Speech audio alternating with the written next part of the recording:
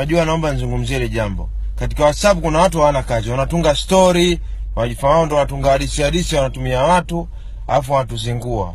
Hebu jitu la kutumia taa aibu alina hadithi usipotuma kwa 30 hauioni pepo. Au utapata riski. Wewe ndo mga riski, babako ndo mwenye ufungua peponi, pumbavu. Sasa jana kuna habari mpya mjini, wanaume watumia na picha eti picha za wanawake wa Chechnya, watafutwa waume huko, wakapewe nyumba na gari na mpige pia apewe. Naeka hiyo picha baada ya video. Umeona wanawake? Eti mwanamke yule mtu apewe, chululu yako wewe inataa na wakataa huyo dhahabu wewe, Tom Cruise wewe ukapewe bure huko.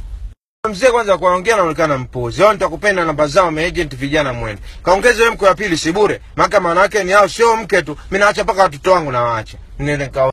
Nao wameamini story ya yule babu.